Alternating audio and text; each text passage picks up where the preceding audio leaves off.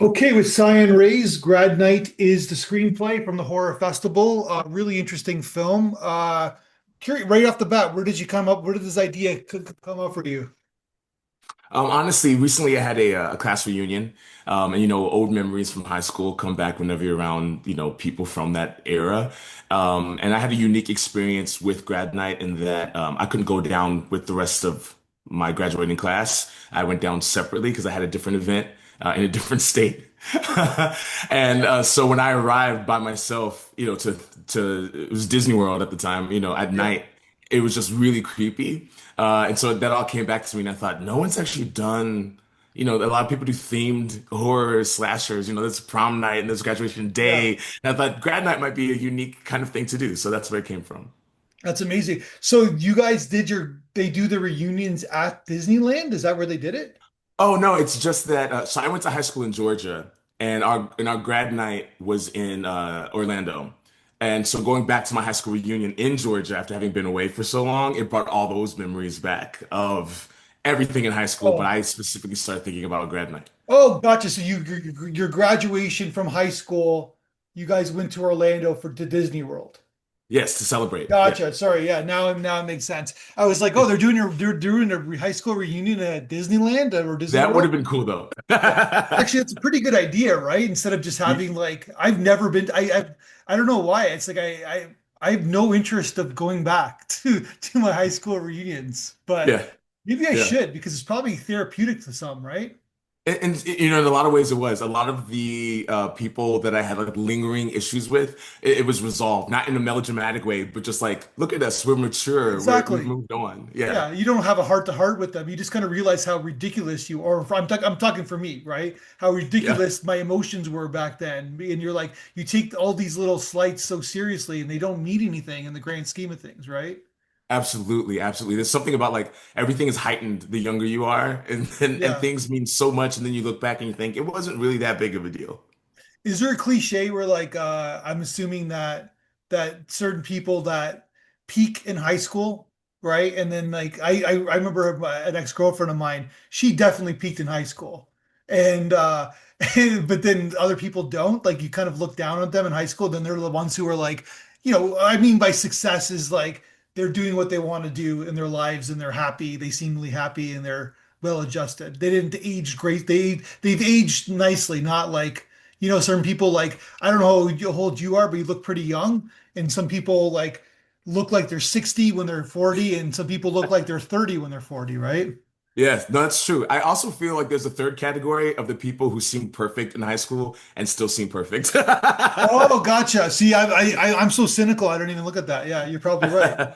Yeah, but I think that what it is the social like ecosystem of high school is so specific that the Yeah. people who survive and thrive in high school don't necessarily carry that on into life because it's very rare that you're going to find a world outside of high school that's the same as high school. Maybe 100, certain yeah, that jobs, makes but sense. yeah. No, but the third category makes 10 sense too, because well-adjusted people, they have good parents and their parents Yeah. keep, helping them out and they're good, fine citizens, I guess, right? Yes, yeah, yeah. That's a great way of putting it. But yeah, there Yeah. were some people that I was excited to see that their lives are doing so well because of the nice people that they were in high school.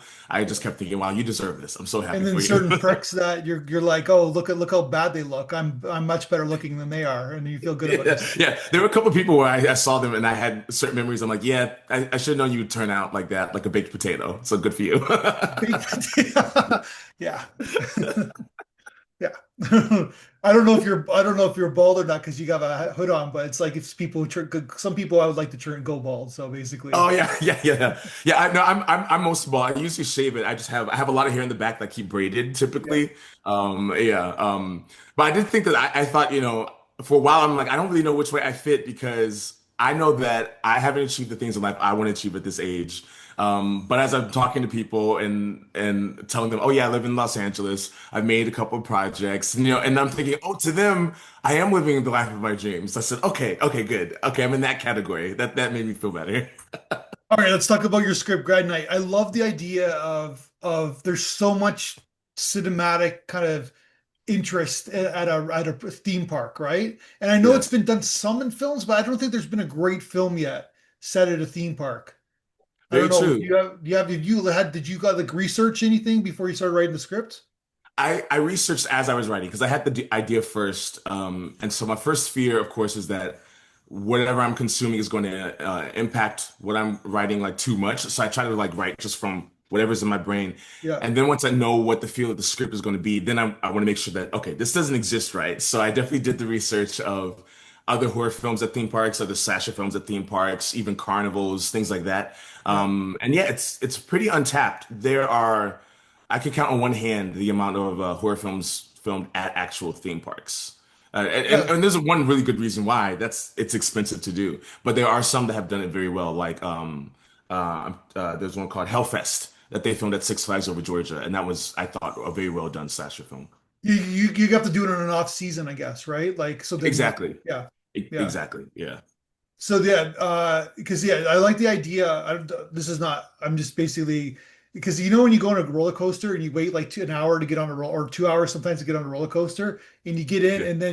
and then what if you just don't come back? Because I always had that idea, right? It's like oh they're Yeah. back. They because you don't know what's going on, right? For that two Right. Right. minutes.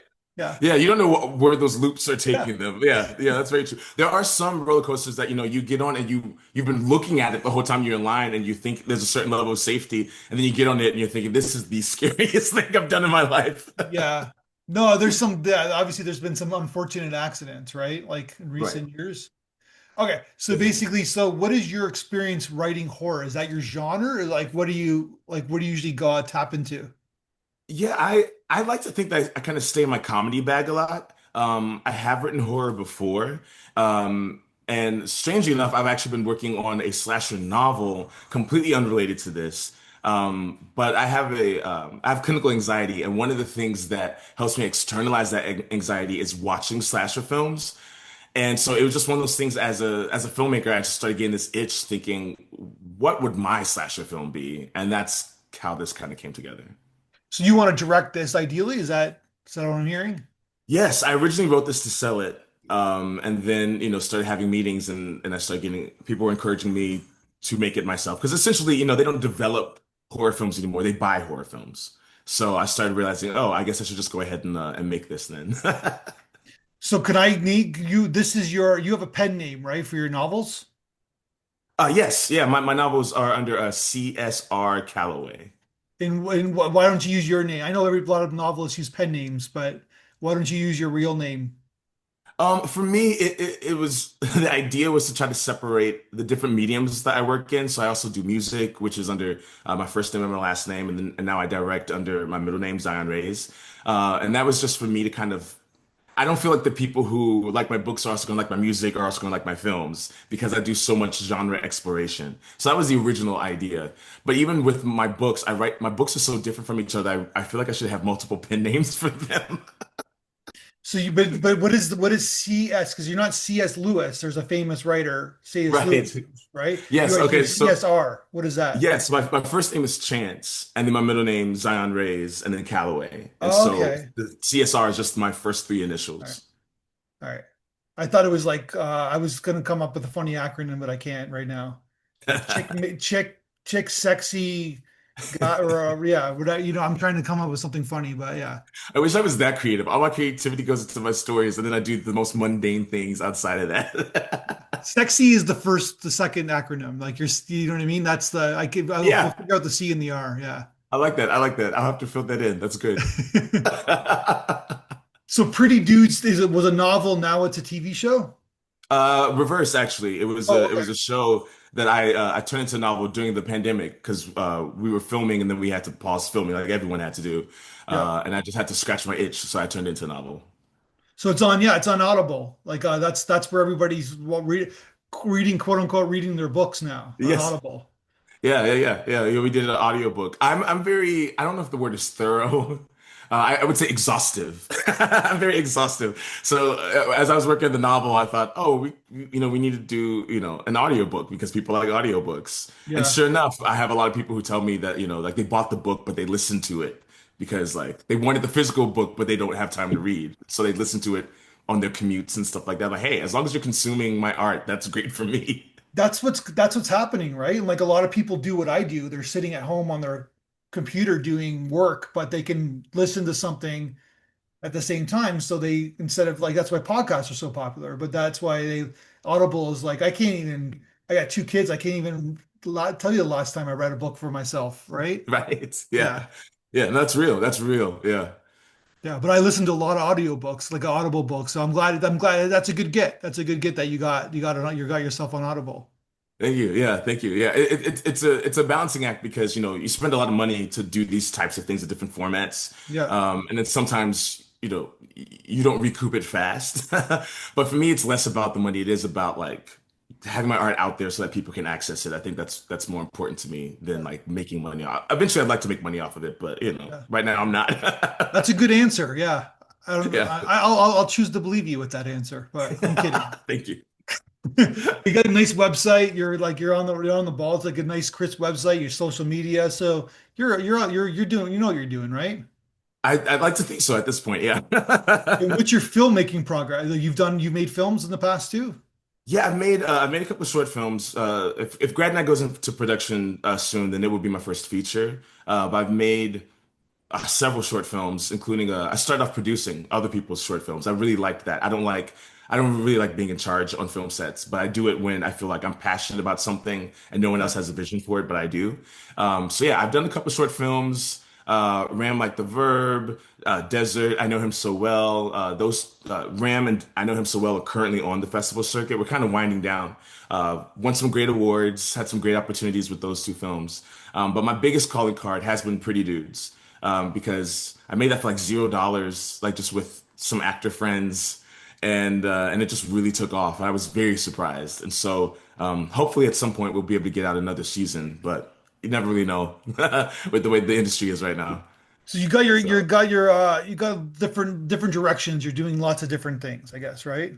Yes, I feel like I always have to be doing something. And with Yeah. a lot of collaborative art, there's a lot of wait time. And I don't respond well to wait time, so I make myself busy doing something else. So the reason I get a lot of things done is because, oh wow, this is on hold. We're waiting for like 2 months to do this. Within those 2 months, I'm probably going to make something. It might be an EP, it might be a short film, it might be a book, but I'm going to make something while I'm waiting. And then obviously you wanted this to turn into a feature film, right? Yes, yeah, absolutely. Yeah, I'm in love with the story. I'm in love with these characters. I have a really strong vision for it, so I would love to turn this into a film. Yeah. So tell me about the characters. It's kind of an ensemble piece, right? Yes, growing up in whatever era I grew up in, I guess turn of the millennium, I was really influenced by those teen movies, the Can't Hardly Wait, She's All That, Faculty, Scream. The And so Zeros? I You kind grew up of, in the Zeros? yes, the Zeros. The Zeros decade? It's Yeah, that's the aughts, right? The millennium. Yes. There we Yeah, go. I like the That's Zeros better, but The zeros? Okay, I like that too. It also helps me kind of understand the timeline because these yeah. last couple of years, it's weird to think of how many years have gone by. But I love those ensemble team pieces. And I feel like that's what a lot of today's slashers are missing is that feeling that, oh, these characters actually know each other and they have a history so that you do care when they start to die. And I kind of wanted to establish that with my film. So, you've got the jocks and you've got the uncool kids and you've got, the student council president because it's Yeah. grad night, so they're all together. They may not want to be all together, but they are, and you get to see how those dynamics play out when people start to die. Yeah, and it goes back to our original conversation about high school, right? Like there's those certain people, there's those certain kind of tropes, I guess you call them, or Yeah. like cliches or what stereotypes, but a lot of them are true, right? Yes, yeah, or at least they have a basis in truth. And so you can have fun by like subverting those expectations or however you want to do it, or even Yeah. just keeping that character. Everyone, you need an asshole victim, right? So everyone likes that one character that they hate because you want to see that character die. So yeah, within the context of high school in real life and high school films and horror films, there are certain things that the audience expects. So I Yeah. had a lot of fun playing around with that. Well, that goes back to that dynamic goes back to even like the 80s films like Friday the 13th and like Nightmare on Elm Street. They're all kind of teenagers, right? Yes. Uh kind of together at a camp or like you know what I mean? Like so Yeah. it's sort of like that. Like I know you got to talk about the odds, but it seemed like it gets recycled every 20 years, that kind of dynamic, I guess. That's very true. That's very true. And you have the long running franchises like Friday the 13th, Halloween, even Scream at this point has entered that kind of Green canon. 100%, right? They're all like they're in Yes, high school, right? So right, right. And now the last several sequels have also continued to involve a new group of high school students. So there's still that kind of appeal of those dynamics. I think it's possible to do that with adult characters. I've watched a lot of slashers, as you can imagine, the last year. yeah. So I've seen some do it very well with adult characters, but it comes built in with like that high school, even college kind of Yeah, dynamic. and that's where the audience is too, who are watching your film, right? So we have to be Yes. honest, that's where your audience is, right? So Right. yeah. Absolutely. There's always a red herring in these type of movies. Is there a red herring in your script? Yes, I followed the old adage. My friend suggested it to me. You need a lie that feels like a lie. You need a lie that feels like a truth, and you need the truth that feels like a lie. And so I did that with certain characters, where there are the characters that I want the audience to suspect. There are the characters I don't want the audience to Yeah. suspect, and then there are the characters that I want them to feel like they got it right, because then I can like uppercut them later on. Like, aha, you thought you were ahead of me, but you're not. So yeah, I Yeah, love a good no. red herring. And it's that trick of writing where like you don't see it coming, right? Yes. Which we all kind of like we're especially these days because we overconsume and there's so many YouTube videos about things and that people are consuming and Yes. it's hard not to be aware, right? Like Right. it's like that's what it's almost like you're watching the film kind of twofold where you're watching like what's the twist? Yes. What's who's really the person, right? And then that's the trick is like making sure that it makes sense because sometimes red herrings don't make sense, right? We're like Right. it's not logical that that person's the bad person. I could think of a couple of movies, Yes. and so that's the art of writing, I guess, right? Oh, yes. There are certain films where they're so adamant about giving you someone that you don't expect that they don't give you any clues. So Yeah, you walk away thinking there's no way I could have guessed that, or it just outright creates a plot hole. Like there's no way it could have been that person. So navigating that, but also making sure that you don't want the audience to figure it out like 30 minutes before the yeah, reveal. That's like, 100%, right? Yeah, like sure, if you figure it out like right before I tell you, okay, that's fine. I'll accept that. But it's a lot of fun trying to kind of figure out how to trick the audience because audiences are smart, but there's also that level of comfort that they have with the fun of figuring out who the killer is.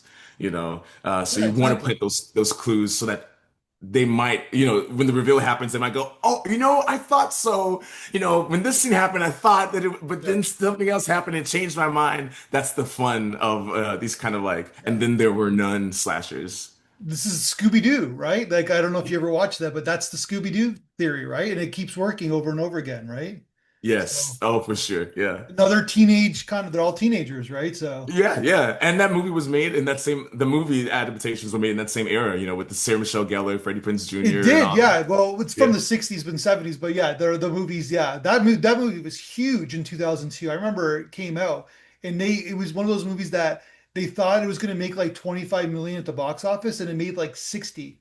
Like Yes. the expectations were way off and everybody was shocked by because that's what people like to see. They like to, it's fun too. It's campy. It's like they're not taking themselves too seriously, right? I'm not saying you like you Right. know what I mean, right? Like is I'm just giving the context of that film, right? Yes. Yes. Yeah. Yeah. No, it really worked I remember seeing that one in theaters, which is super funny because I don't think I watched the cartoon that much, Yeah. but I, And I I went don't and think saw many that movie people in did. theaters. Most it was all younger people who they were it's just recycling a new generation, right? So Yes. Yeah. Yeah. And now, like the kids today love that movie. It comes on Netflix and you hear all the little kids talking about Scooby-Doo. It's just really cool.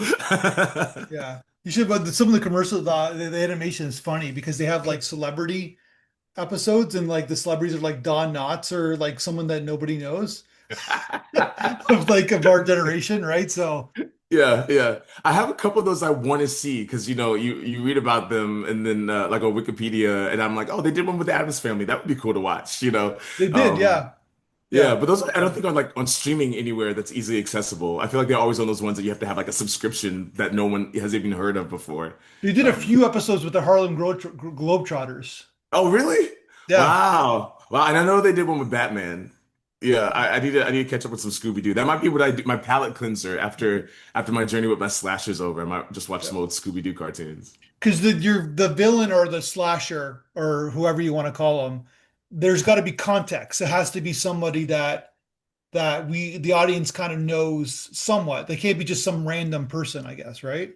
Right, unless you let the audience in on that early. I Exactly. feel That's what I like mean. Well, then you're still letting the audience know, right? yes, exactly, exactly. Because there are some films where they build up the mystery, and then the mystery is that you don't find out the answer. So I think that's a waste of that kind of subgenre. Like, why are you Yeah. going to tell the audience it's a mystery if you never solve it? And then there are the slashers where they just tell you up front, like, "Yo, this is just some random crazy person," and they're like, "Okay, cool. I don't have to spend my energy trying to figure out who it is."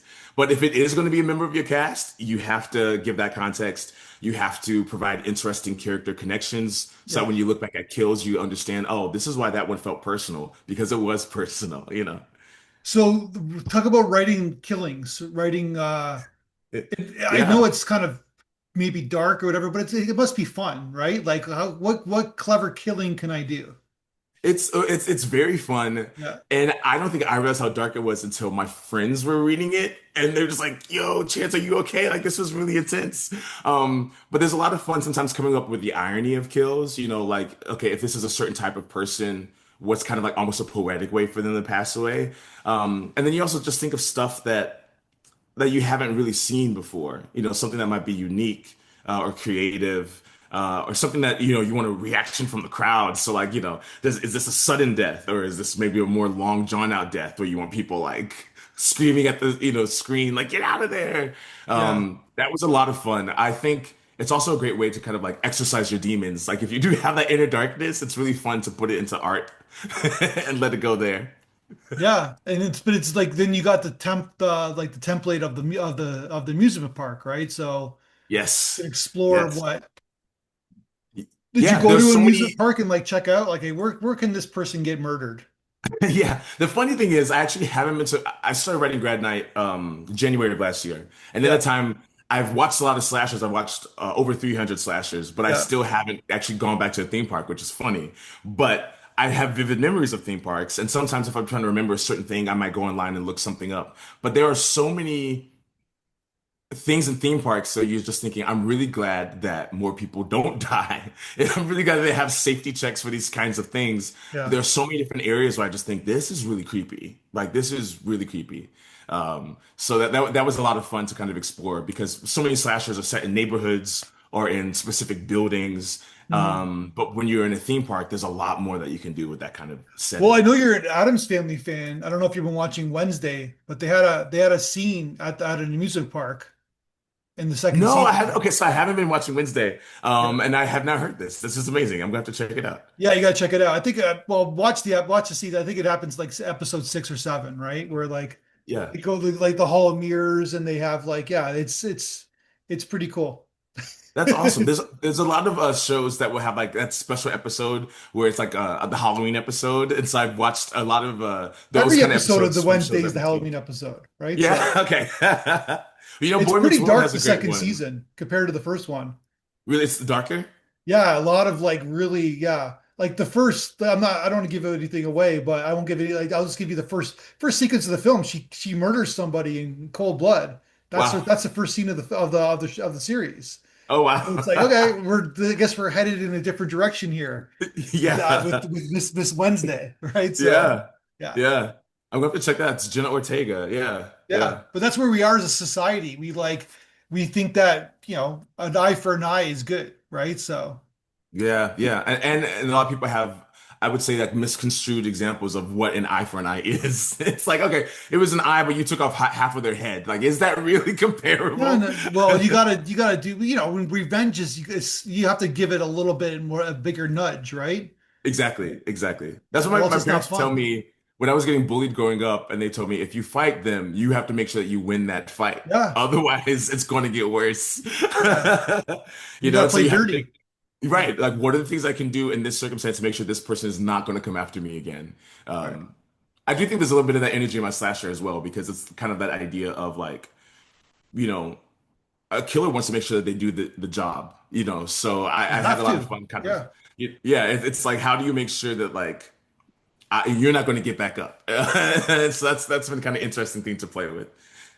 So you did mention I brought up Adam's Family because you said that we asked you what movie you've seen the most times in your life in the blog interview, and you said Adam's Family Values, right? Yes. Yeah, the second That's one when before the your kids go off time to though. summer camp. Say again? That's before your time, right? That's in the 90s. Yeah, my parents had what do they call it? The VHS Yeah. of it. Yeah. Yeah. And I just loved Debbie Jellinsky, the actor. Joan Cusack as the killer nanny Yeah. is great in that. And Christina Ricci, I've always been a fan of Christina Raul Ricci. Julia, right? Who's not with Yes, us Raul anymore. Julia, who is, musical theater. I grew up in musical theater, so I would hear about Raul Angel, Julia all the time. Angelica Houston. Yes, yeah, as Yeah. Morticia. Yeah, it was like a perfectly calibrated Yeah. cast. I liked Christopher the first Lloyd. movie, but the second one is so much better. Christopher Yeah. Lloyd is Uncle Yeah. Fester. Yeah. Yeah, it's so good. And what's funny about Christopher Lloyd in Alice Family Values is that it's a completely different Uncle Fester than he played in the first one. But you don't care because he looks exactly the same. But like as a person who's always thinking about continuity as a filmmaker, Yeah, I'm like this. but isn't the first one where like he's like like they think he's an imposter and he doesn't know who Yes. he is, so then it Yeah, makes so sense.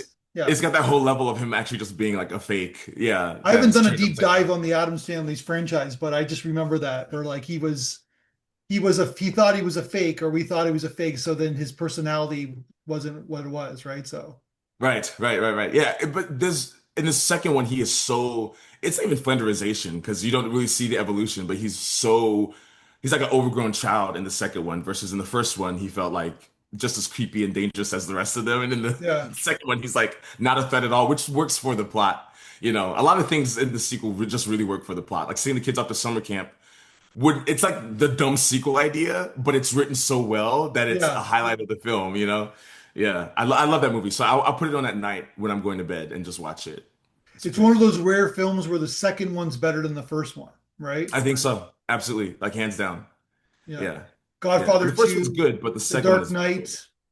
That's two off the top of my head. Other than that, usually the first one's better than the second one. Yeah. I mean, there's a few, and I think the best way to do a sequel that is better, at least comparable, is to slightly change the genre. Because like the first Terminator is kind of like a horror film. The second one is definitely an action film. You know Um, what? That's a great example. That's a perfect yes. example right there. Yeah. Yeah, because like Yeah. both of them are good for different reasons. They give you different energies. Like you're tense the whole time you're watching Terminator 1. Terminator 2, you're just like, yeah, you look at the explosions and the guns. It's a complete different energy. Just as good and same world, but a very different film. Yeah, no, My cat wants to that's say great. hello. I like that. Hey, there's your cat. Yeah. Okay, last question. Why do a lot of writers have cats? You know, I think with dogs, often you have to get up and you have to leave. You have to go take the dog somewhere. And with a cat, I could just, "Oh, what do you need? I can hop up from my computer real quick, handle the cat, and sit right back down and get work done. Cats don't need Sometimes, anything. They don't want anything from you. you know, They just want food and they want you to change their kitty yeah, litter. the litter box. That's Yeah. true. This one though, who now has gotten into okay, we're not going to do this right now. Yeah. She likes people. So typically when I'm on a video call, she pops up. Which is just really funny because I can sit here and type all day. She doesn't care. As soon as I'm on a video call, and as you can Yeah. imagine, it's usually work related. Yeah. Then here she comes, like, "Oh, do we have guests over?" It's like, "No, no, we do not. Please Yeah. leave."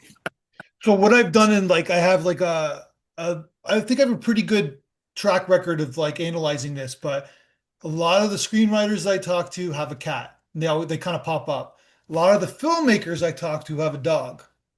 Oh, interesting. Yeah. That's interesting. That Yeah. makes sense though. That makes sense. I do like the exuberant personalities of dogs. But these I have two cats and they came together. They just showed up on my doorstep one day and I thought, well, if I have two cats, I'm not getting a dog. And so I've been acclimating to them. The other one, she doesn't like people, so you're not going to see her. But yeah, it was definitely an adjustment for me. Because now I went from having zero pets to having two pets. Yeah. But as a writer, it really does work. I'm very concerned about the next time I go onto a film set. I'm going to have to get like a cat sitter because I'm just going to be worried They're about them the whole time. okay. Yeah, Yeah. okay. Like 2 days, they're fine. Okay. That's what I need to just practice. I need to do some like I'm going to spend the night away, see how Yeah. you guys handle it. And that's what I need to do. I need to slowly work my As way up long to as it. you like have the food in their thing, like Yeah. they say 2, 3 days. Yeah. Okay. So it seems like I'm going to be the one that's going to need help more than them. Yeah. There's probably some like animal rights activist who's like writing angry emails to me right now. So about my comment, but that's my take, and I'll stick to Okay. it. That's from my experience, right? So yeah. Yeah, yeah. No, that makes sense though. That makes sense. I'm sure that they probably would be fine. I need to know that they would be fine. So I need to do a couple trial runs. See how it goes. Gotcha. All right, man. Well, great script. Congratulations on the win, and hope it's Thank doing you. well out there and getting some traction and getting some accolades. I linked up your website there, so it looks like got a lot of great things going on. So Indeed. keep at it, and let's talk again when let's maybe when this script makes a film, turns into a feature. Oh, for sure. No, you will hear from me if You that's the will, okay, case. we'll help Absolutely. promote it as much as we possibly can then. Awesome. Thank you so much. This was great. I love talking to you. This is a great way to start my day. All right. Enjoy the rest of your day. Thank you.